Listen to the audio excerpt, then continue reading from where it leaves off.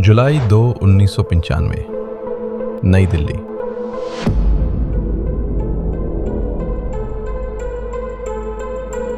गर्मियों की एक उमस भरी रात।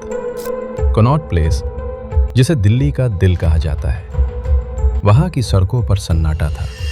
लेकिन अशोक यात्री निवास होटल के कंपाउंड में एक अजीब सी हलचल थी। वहां एक ओपन एयर रेस्टोरेंट था, बागिया रेस्टोरेंट। रात के 11 बज चुके थे। रेस्टोरेंट बंद हो चुका था, लेकिन उस रेस्टोरेंट के पीछे एक बड़ी सी क्ले अवन यानी तंदूर से ऊंची ऊंची लपटें उठ रही थी। वहां गश्त लगा रहे एक पुलिस कांस्टेबल ने वो आग देखी। उसे अजीब लगा, इतनी रात को तंदूर क्यों जल रहा है और उस आग से खाने की खुशबू नहीं आ रही थी। उस आग से एक बहुत ही अजीब और डरावनी बदबू आ रही थी, जलते हुए मांस की बदबू। जब वो कांस्टेबल दीवार फांदकर अंदर गया और उसने तंदूर के अंदर झांका, तो उसने जो देखा उसने उसकी रूह कंपा दी। वो लकड़ियां नहीं थी, वो कोई जानवर नहीं था, वो एक इंसान का शरीर था। ये कहानी इंडिया के सबसे खौफनाक क्राइम की है। एक ऐसा केस जिसने राजनीति के गलियारों से लेकर हर आम इंसान के घर तक दहशत फैला दी थी। ये कहानी है नैन साहनी और सुशील शर्मा की।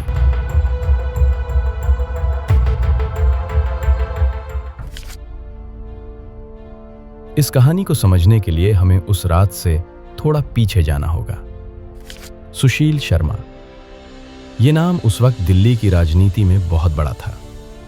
वो यूथ कांग्रेस का एक पावरफुल लीडर था। उसके पास पैसा था, पावर थी और रसूख था। लोग कहते थे कि सुशील शर्मा के लिए कानून कोई मायने नहीं रखता। दूसरी तरफ थी नैना साहनी, खूबसूरत, महत्वाकांक्षी और पढ़ी लिखी। नैना खुद एक पायलट थी और राजनीति में अपना करियर बनाना चाहती थी।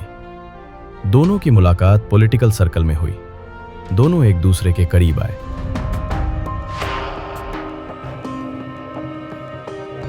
लेकिन उनका ये रिश्ता दुनिया की नजरों से छुपा हुआ था। उन्होंने एक मंदिर में चुपके से शादी कर ली थी, लेकिन सुशील ने इस शादी को कभी पब्लिक नहीं किया। वो अपनी बैचलर इमेज बनाए रखना चाहता था। बाहर से सब कुछ परफेक्ट लगता था, लेकिन बंद दरवाजों के पीछे उनका रिश्ता एक ज्वालामुखी की तरह था। सुशील शर्मा बेहद पॉजेसिव और अग्रेसिव था। उसे नैना पर हमेशा शक रहता था, और इस शक की वजह था एक तीसरा शख्स, मतलूब करीम। मतलूब करीम नैना का पुराना दोस्त था। वो दोनों एक साथ स्कूल और कॉलेज में पढ़े थे। सुशील को लगता था कि शादी के बाद भी नैना और मतलूब के बीच कुछ चल रहा है। यही शक धीरे धीरे नफरत में बदल गया। अब आते हैं उस मनहूस तारीख पर, जुलाई 2, 1995। शाम का वक्त था। सुशील शर्मा घर लौटा।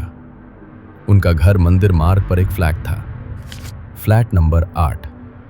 जैसे ही सुशील घर में घुसा, उसने देखा कि नैना फोन पर बात कर रही है। सुशील को देखते ही नैना ने घबरा कर फोन काट दिया। सुशील का शक यकीन में बदल गया। उसने फोन उठाया और रेडियल का बटन दबाया। दूसरी तरफ से आवाज आई।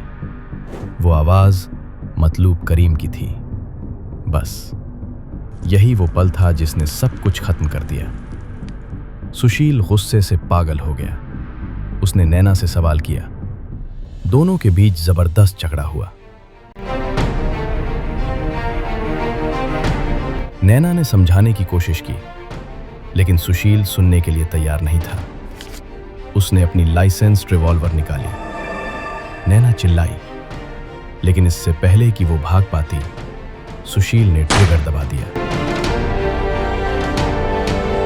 एक गोली हेड में, दूसरी गोली नेक में। नैना साहनी की मौके पर ही मौत हो गई। अब फ्लैट नंबर 8 में सन्नाटा था। फर्श पर नैना की लाश पड़ी थी और सुशील के हाथ में बंदूक थी। उसे पता था कि अगर ये लाश मिली तो उसका पॉलिटिकल करियर और उसकी जिंदगी सब खत्म हो जाएगा।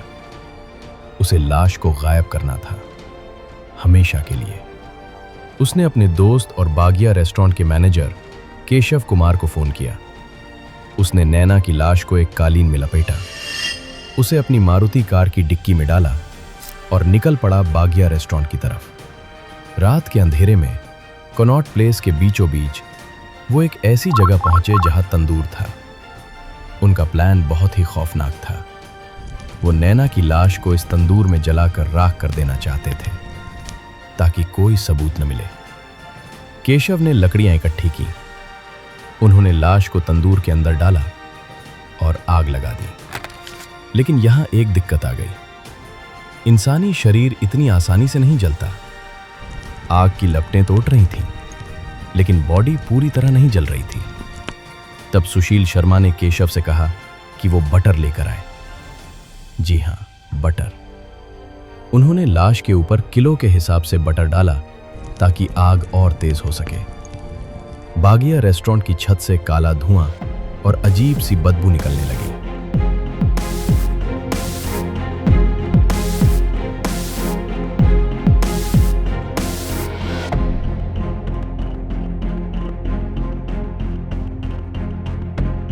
किस्मत देखिए, उसी वक्त वहां से एक दिल्ली पुलिस का सिपाही गुजर रहा था, कांस्टेबल अब्दुल नाजिर कुंजू। कुंजू अपनी नाइट ड्यूटी पर था। उसने देखा कि अशोक यात्री निवास की दीवार के पीछे से धुआं निकल रहा है। उसने सोचा कहीं आग तो नहीं लग गई। वो दीवार पर चढ़ा। उसने देखा कि दो लोग, सुशील और केशव, तंदूर के पास खड़े हैं और आग में कुछ डाल रहे हैं।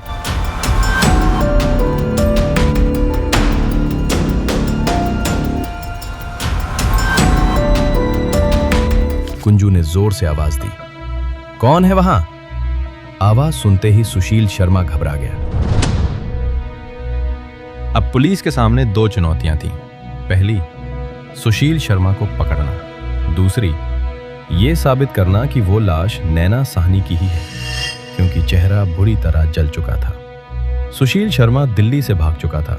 वो पहले जयपुर गया, फिर मुंबई और वहां से चेन्नई। वो भेष बदलकर मंदिरों में छुपता रहा। उसने तिरुपति में अपने बाल भी मुंडवा लिए ताकि कोई उसे पहचान ना सके। लेकिन मीडिया का दबाव इतना ज्यादा था कि आखिरकार जुलाई 10, 1995 को हत्या के 8 दिन बाद सुशील शर्मा ने बैंगलोर में सरेंडर कर दिया। इधर दिल्ली में पुलिस अपनी जांच कर रही थी।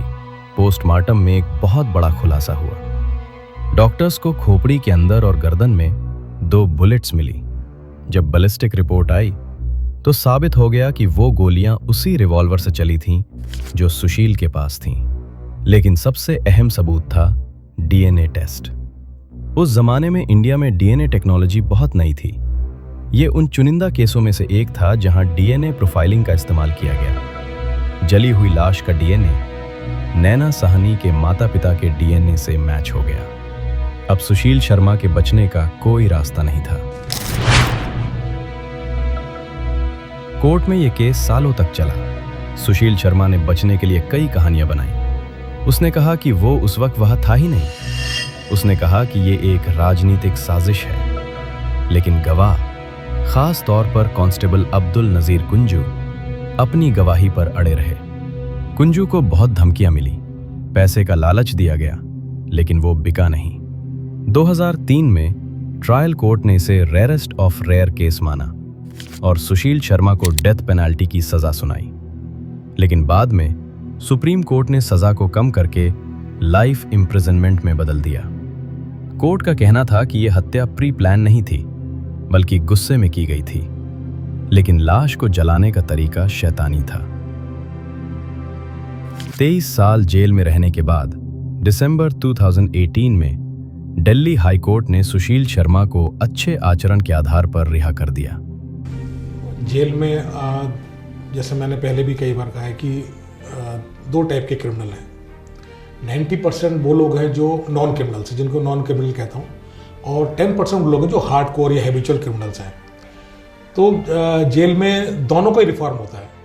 हार्डकोर का थोड़ा सा लेट होता है। 24 साल मैंने जेल में रहा और मैंने देखा अपने 24 साल में कि 14 साल लाइफ की सज़ा में 14 साल बाद बोर्ड में नाम जाना शुरू होता है और उसके बाद में जो लोग निकल के गए 14 साल लाइफ काट के, लाइफ की सज़ा काट के गए, उनमें से एक भी आदमी वापस नहीं आया। उसमें से कुछ हार्डकोर भी थे, हार्डकोर भी वापस नहीं आए। तो ऐसा क्या कौन से प्रोग्राम्स होते हैं, क्या होता है जेल में जिससे एक्चुअली रेफॉर्मेशन हो पाता है? असल में जेल अभी तक जो चल रही है मोर और लेस ज़्यादातर वो अंग्रेजों की बनाई हुई जेल हमारी चल रही है, जिसके अंदर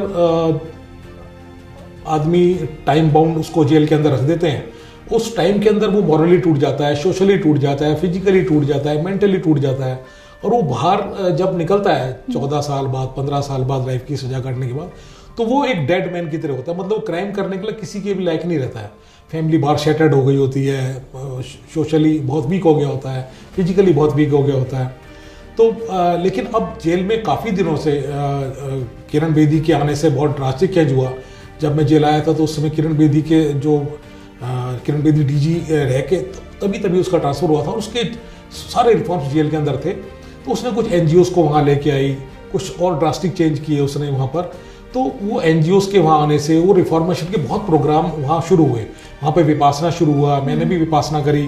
विपासना के 10 दिन का शिविर होता है, वो एक अलग जेल में उसकी विपासना का शिविर लगा और 10 दिन तक मौन रहना होता है, सारी चीज़ इंट्रोवर्ट करके अपने आप को देखना होता है, अपनी सारी सिंस को निकालना होता है, सिंस को देखना होता है। निकालने की कोई विधि नहीं है, सिर्फ देखने की विधि है। आज सुशील शर्मा आज़ाद है, लेकिन बागिया रेस्टोरेंट का वो तंदूर और जुलाई 2 की वो रात दिल्ली के इतिहास में हमेशा के लिए दर्ज हो गई। ये केस हमें सिखाता है कि गुस्सा और शक कैसे एक हंसते खेलते इंसान को जानवर बना सकता है। आपको क्या लगता है, क्या सुशील शर्मा को रिहा करना सही फैसला था या उसे अपनी आखिरी सांस तक जेल में रहना चाहिए था? अपनी राय कमेंट सेक्शन में ज़रूर लिखें। अगर आपको ये डिटेल्ड इन्वेस्टिगेशन पसंद आई तो वीडियो को लाइक करें और चैनल को सब्सक्राइब करना ना भूलें।